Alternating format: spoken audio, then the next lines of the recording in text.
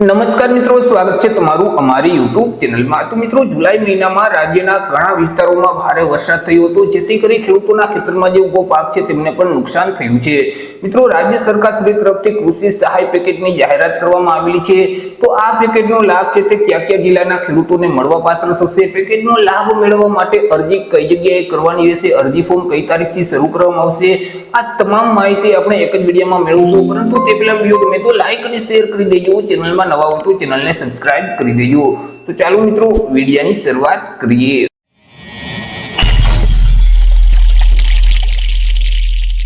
मित्रों, राज्यना कृषि मंत्री द्वारा कृषि सहाय पेकेजनी जाहेरात करवामां आवेली छे। जुलाई महीनामां भारे वरसादना कारणे खेडूतोना खेतरमां उभा पाकने जे नुकसान थयुं छे तेना माटे रूपिया 350 करोड़नुं कृषि सहाय पेकेज जाहेर करवामां आवेलुं छे।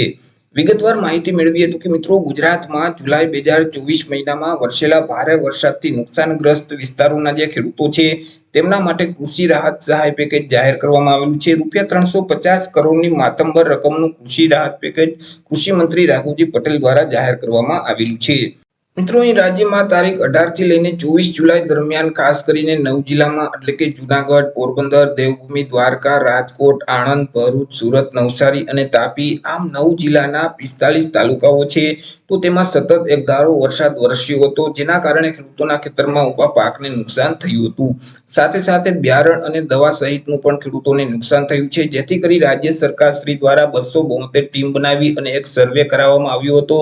सर्वे करता मित्रों बहार आव्युं के 4,06,892 हेक्टर विस्तारमां भारे नुकसान थयुं छे, जेना पगले राज्य सरकारे 1,50,000 जेटला खेडूतो माटे रूपिया 350 करोड़नुं एसडीआरएफ ना नियमों उपरांत एक सहाय पेकेज जाहेर कर्युं छे के जेमां मित्रों बिन पियत पाकोमां 33% के तेना करता वधारे जो नुकसान थयुं होय तो प्रति हेक्टर दीठ रूपिया 11,000 ની સહાય આપવામાં આવશે અને ખેડૂતોને વધુમાં વધુ 2 હેક્ટરની મર્યાદામાં સહાયની ચૂકવણી કરવામાં આવશે। એવી જ રીતે વર્ષાયુ એટલે કે પિયત પાકોમાં જો 33% કે તેના કરતા વધારે નુકસાન થયું હોય તો પ્રતિ હેક્ટર દીઠ રૂપિયા 22,000 ની સહાય મળવાપાત્ર થશે અને વધુમાં વધુ 2 હેક્ટરની મર્યાદામાં સહાયની ચૂકવણી કરવામાં આવશે।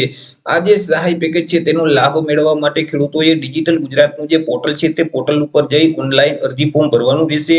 30મી ઓગસ્ટથી અરજી ફોર્મ શરૂ કરી દેવામાં આવશે, પરંતુ ખેડૂતો છે તે જાતે અરજી ફોર્મ નહીં ભરી શકે। અહીં મિત્રો ગ્રામ પંચાયત ખાતે જે વીસીઈ ઓપરેટર આવેલા છે તે વીસીઈ ઓપરેટર પાસે જઈ તમામ ડોક્યુમેન્ટ તે આપી અને ખેડૂતોએ ઓનલાઈન નોંધણી કરાવવાની રહેશે। ચર્ચા કરી લઈએ મિત્રો કયા પાકો માટે કેટલી સહાયની ચૂકવણી કરવામાં આવશે। તો અહીં જે બિન પિયત ખેતી પાકોમાં જો 33% કે તેના કરતા વધારે નુકસાન થયું હોય તો એસડીઆરએફના ધારાધોરણો મુજબ પ્રતિ હેક્ટર દીઠ રૂપિયા 8,500 ની સહાય મળવાપાત્ર થશે। તે સિવાય રાજ્ય સરકારે જે કૃષિ સહાય પેકેજની જાહેરાત કરી છે તેમાંથી પ્રતિ હેક્ટર દીઠ રૂપિયા 2,500 ની સહાય આપવામાં આવશે। બંને મળી અહીં પ્રતિ હેક્ટર દીઠ રૂપિયા 11,000 ની સહાય મળવાપાત્ર થશે અને વધુમાં વધુ 2 હેક્ટરની મર્યાદામાં આ સહાયનો લાભ આપવામાં આવશે, જેથી કરી અહીં વધુમાં વધુ 22,000 ની સહાય ખેડૂતોને આપવામાં આવશે। એવી જ રીતે મિત્રો અહીં પિયત પાકો છે તેમાં જો 33% કે તેના કરતા વધારે નુકસાન થયું હોય તો એસડીઆરએફના ધારાધોરણો મુજબ રૂપિયા 17,000 પ્રતિ હેક્ટર દીઠની ચૂકવણી કરવામાં આવશે। રાજ્ય સરકાર શ્રી દ્વારા જે કૃષિ સહાય પેકેજની જાહેરાત કરવામાં આવી છે તેમાંથી પ્રતિ હેક્ટર દીઠ રૂપિયા 5,000 ની સહાય આપવામાં આવશે। બંને મળી પ્રતિ હેક્ટર દીઠ રૂપિયા 22,000 ની સહાય મળવાપાત્ર થશે અને ખેડૂતોને વધુમાં વધુ 2 હેક્ટરની મર્યાદામાં આ સહાયનો લાભ આપવામાં આવશે, જેથી કરી વધુમાં વધુ 44,000 ની સહાય ખેડૂતોને મળવાપાત્ર થશે।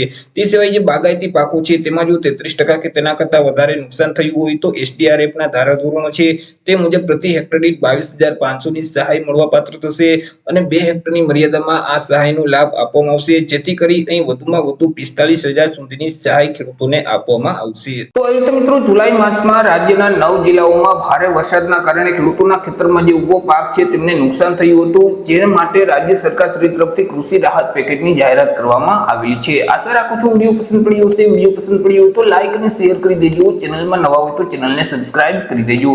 ફરી મળીશું એક નવા ટોપિક સાથે એક નવા વિડીયોમાં। ત્યાં સુધી જય હિન્દ, વંદે માતરમ।